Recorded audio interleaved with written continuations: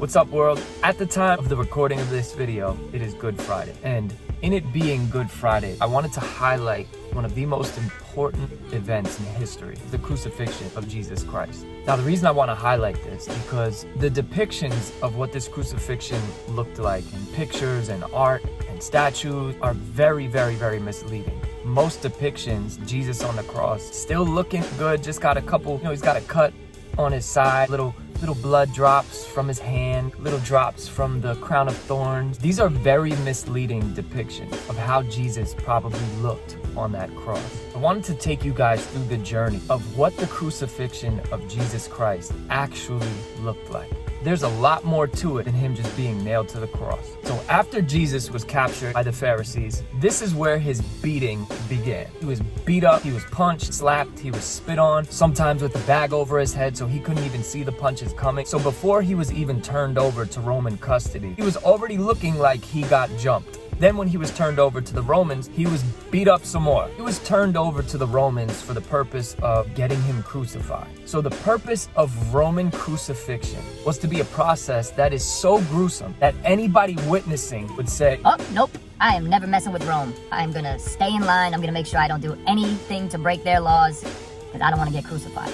It was always a very publicly displayed show of force. Jesus' case was no different. The only difference between Jesus' case and others is they took it to the extreme. So the process of his crucifixion started off with him being flogged or scourged. The whips that they used in order to flog Jesus was made up with long leather whips, similar to a cat of nine tails, except on each tail it had glass, lead weights, nails, and bones all interwoven into the tails. When they would whip Jesus, it would grab into his flesh, and when they pulled the whip back, it would pull off skin and muscle from off of his bones. And there was no limit on how many whips they were giving Jesus. They kept whipping him and whipping him and whipping him. After they finished on his back, they turned him over and started whipping him again. And with every whip, pulling more skin and more muscle off of Jesus's bones, just tearing into his flesh over and over and over again. Not only that, but they took a crown of thorns, mocking him, calling him the King of the Jews, and pressed crown of thorns into his scalp, piercing his skin and digging into his scalp, spitting on him and punching him and mocking him as if the flogging wasn't enough. Now brings us to him having to carry the cross all the way to Calvary, where he was to be nailed to it. So Jesus was so tired, so beaten up, and so weak that he couldn't even carry it the whole entire way himself. He had to pull somebody out of the crowd to help Jesus carry the instrument that he was going to be nailed to in front of everybody. I need you guys to imagine this scene. The Gospels say that by the time Jesus was nailed to the cross, he was unrecognizable. So I need you to picture this. Imagine somebody so beaten, so bloody, so unrecognizable, carrying this cross all the way to this hill, being whipped, spit on, hit the whole entire way, being so weak that he can't even carry it himself. They have to grab somebody out of the crowd. Like, just picture what this scene looks like. That brings us to the point of nailing him to the cross. Many depictions you'll see of Jesus getting the nails through his hand, but in actuality, it was probably nailed through his wrist. At the time of the New Testament writings, a hand was considered everything from your elbow to the tip of your fingers. That's why you'll see it written, the nails were pierced through his hand. It was most likely the wrist. They found some archaeological discoveries of people who were crucified. And an interesting thing is most depictions of Jesus, you'll see his feet being placed together with one nail going directly through both of his feet.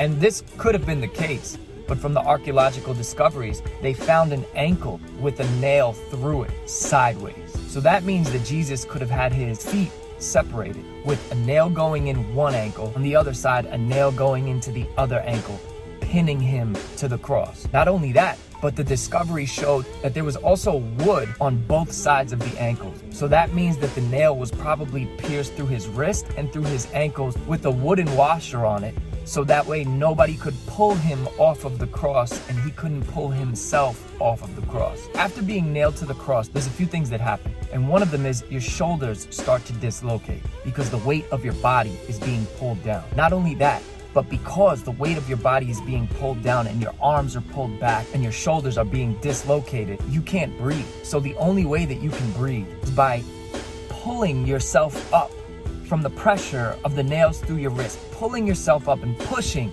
from the nails that are in your ankles to pull yourself up to be able to breathe.